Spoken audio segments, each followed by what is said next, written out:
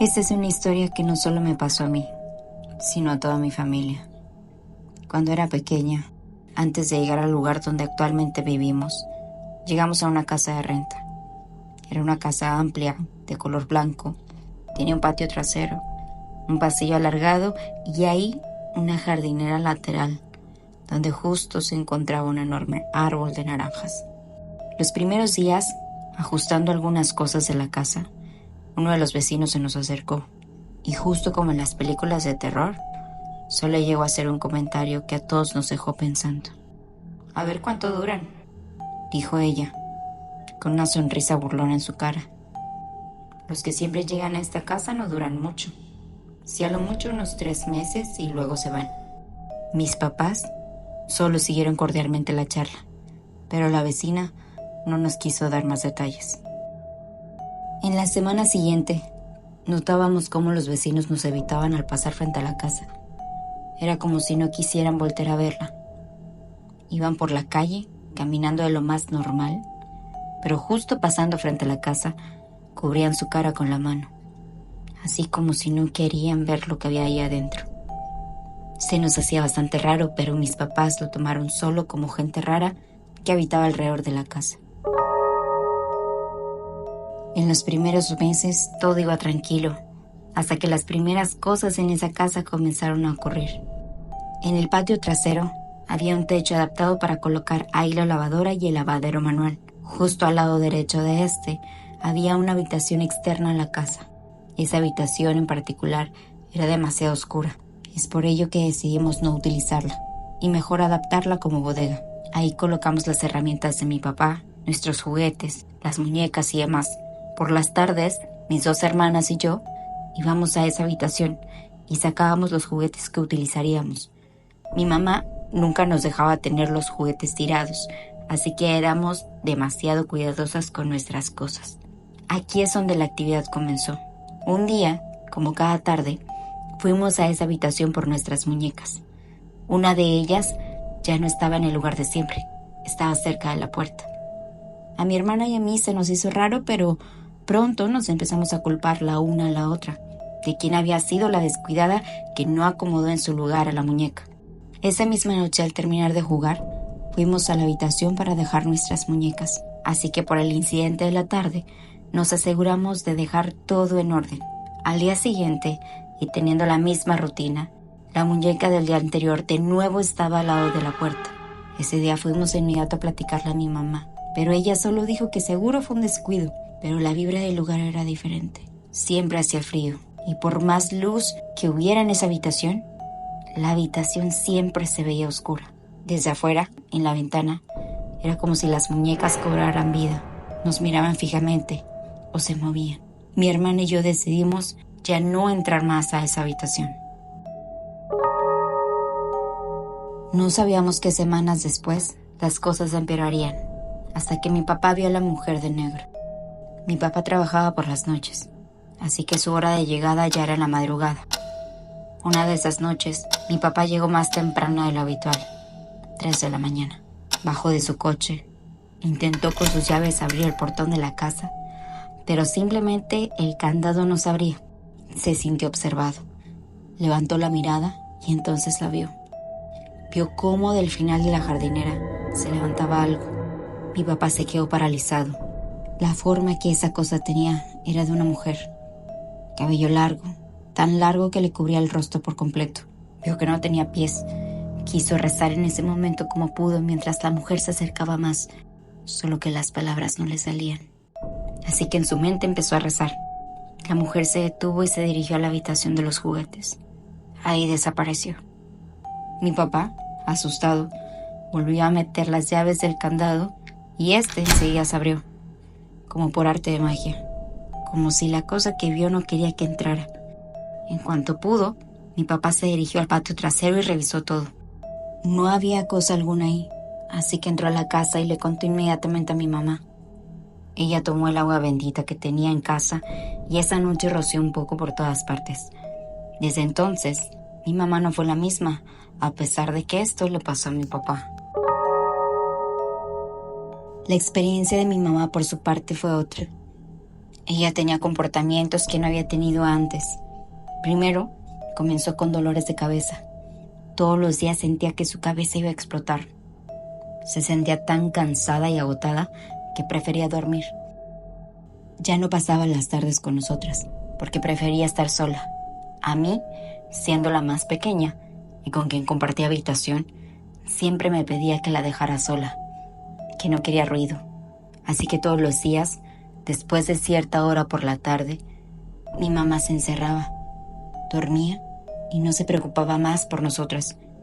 Cabe mencionar que éramos aún unas niñas y los vecinos no nos querían, así que era un poco peligroso quedarnos sin supervisión. Pero todos los dolores de cabeza y el cansancio no fue todo. Conforme avanzaban los días, mi mamá cambiaba su humor. Solo se la pasaba molesta, furiosa por todo. Nos gritaba por cosas insignificantes. Incluso un día, ella frente a mis hermanas y a mí, nos dijo con una voz furiosa: Yo no quería estas hijas. Yo quería otras. Sería mejor no haberlas tenido. Recuerdo tan bien esas palabras porque lloré el resto de la tarde. Ni siquiera sabíamos por qué estaba tan enojada y no nos quería ver. El mal humor de mi mamá la cambió por completo. En cuanto a mis hermanas y yo, pasábamos de todo en esa casa. Desde vasos que se caían solos.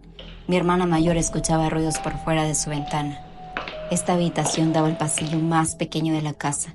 Y mi hermana ahí escuchaba cómo crujían hojas secas. Como si alguien caminara y escuchaba cómo rascaban la tierra.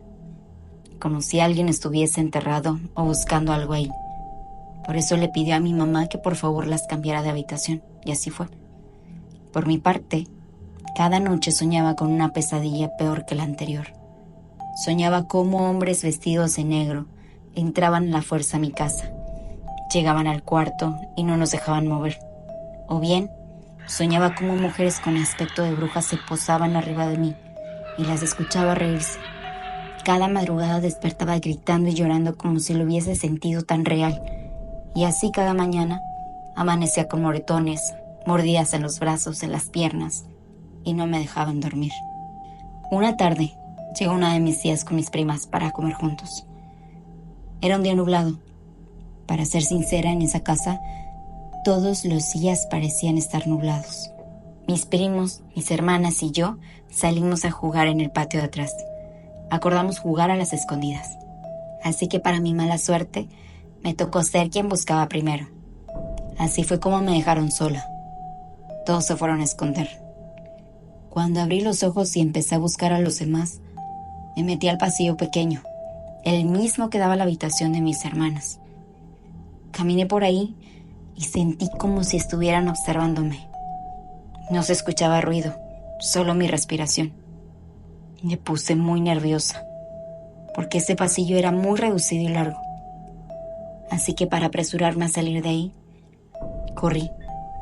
De repente sentí que choqué mi cabeza como con un cristal. Digo cristal porque no había nada ahí, pero sentí el golpe en la frente, como si una barrera transparente estuviese ahí. Me asusté y quise gritar, pero justo cuando iba a gritar me taparon la boca, y con la misma fuerza repentina, mi cuerpo cayó hacia atrás. No sabía lo que estaba pasando ni cómo es que llegué a la tierra. Trataba de moverme y no podía. Me quedé tirada ahí, paralizada y sin poder mencionar ni una palabra o un grito. Como pude me levanté. Me regresé corriendo y empecé a gritar. Llegaron los demás apresurados. Cuando me vieron, dijeron que estaba pálida. Entramos a decirle a mi mamá y a mi tía. Lo único que hicieron fue echar agua bendita al patio y al pasillo. Más tarde ese mismo día, con todo y el susto que ya tenía, entré al baño de la casa como normalmente lo hacía. Ya no me sentía tranquila en esa casa. Estaba nerviosa todo el tiempo. Sentía que me veían por la ventana del baño. Cuando intenté salir no pude. Y pensé que esa misma cosa que me paralizó en la tarde lo había hecho de nuevo. Así que me puse a gritar. Le gritaba a mi mamá desesperada y llorando. Esa puerta nunca había tenido problemas. No le venía un seguro, así que no sabíamos por qué esa puerta no se podía abrir.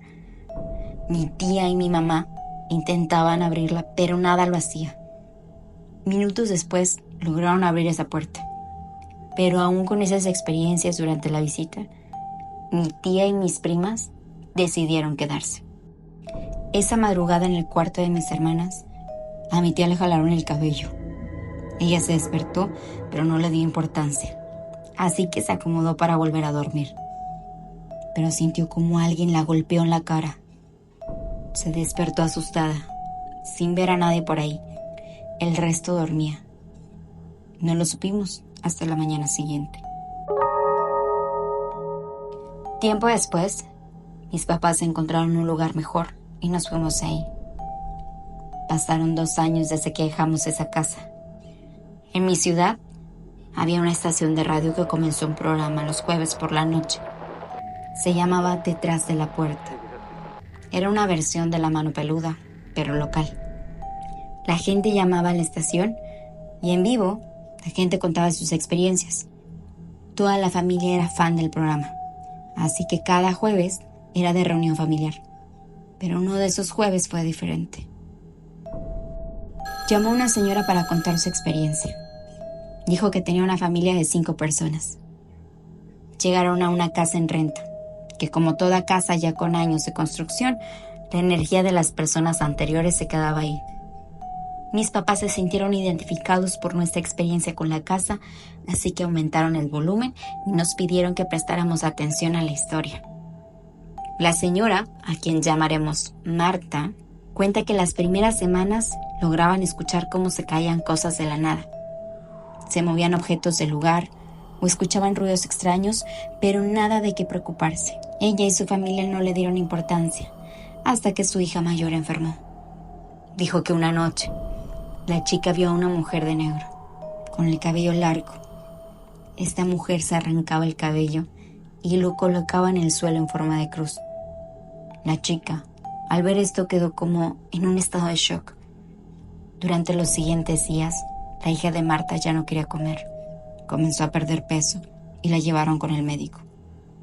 Ahí, le dijeron que su problema no era físico, que seguramente era el estrés. Marta no sabía qué más hacer con su hija, ya que la chica empezó a perder el cabello, ya no hablaba. Decía Marta en la llamada que parecía muerta en vida. Ella comenzó con fuertes dolores de cabeza diarios. Todo el tiempo estar en su casa la hacía sentirse mal, tan mal que prefería dormir. Una noche, el esposo de Marta, llegando él del trabajo, vio a una mujer elevándose en el patio de la casa, arrancándose el cabello y colocándolo en el piso en forma de cruz. No supo qué hacer, pues la mujer se le acercaba cada vez más, hasta que vio su rostro cadavérico. Gritó tan fuerte que Marta salió rápidamente a ver qué ocurría.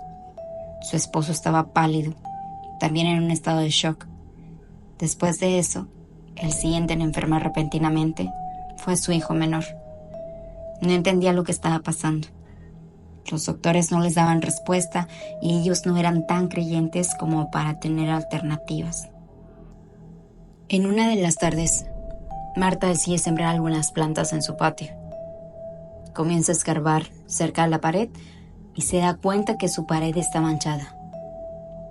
Era tinta negra. Siguió escarbando y cada vez que iba raspando más la tierra, la pared seguía mostrando pinturas. Así que siguió para ver qué decía o qué se encontraba por ahí, hasta que encontró algo que le erizó la piel. Habían 5 muñecos de cera, 2 grandes y 3 pequeños. Representaban a mamá, papá y 3 hijos, todos con un mechón de cabello largo enredado en los muñecos. Tenían alfileres por todas partes. De ellos salía un olor fétido y en la pared, la tinta que se veía eran símbolos de brujería. Así supo que no podía ignorar eso y acudió con una señora que les ayudara con una limpia.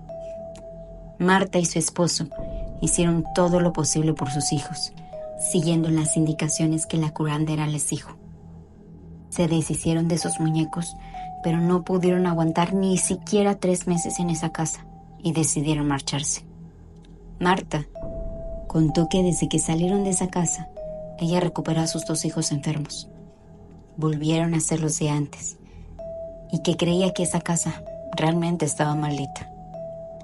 Al finalizar esa llamada, el locutor le dijo a Marta que sí podía dar la dirección de la casa para que los radioescuchas tuvieran mucha precaución. Cuando Marta dio la dirección, en nuestra casa hubo un silencio profundo. La piel se nos erizó cuando escuchamos que era la misma casa donde nosotros vivimos 2 años atrás.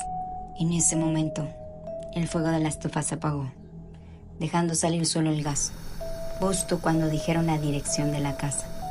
Mi mamá cerró la perilla, apagó inmediatamente la radio y no volvimos a escuchar ese programa. Ya han pasado 25 años de esa experiencia y no hemos pasado por esa casa. No sabemos si alguien la compró, si la maldición de esa casa continuó, o si los espíritus o cosas malas que hicieron en esa casa se fueron. Para la familia, esa casa se ha vuelto una historia de terror. Le llamamos la Casa de Santa Elena. Cuéntanos tu historia, si te atreves. Cuéntalo antes de apagar la luz.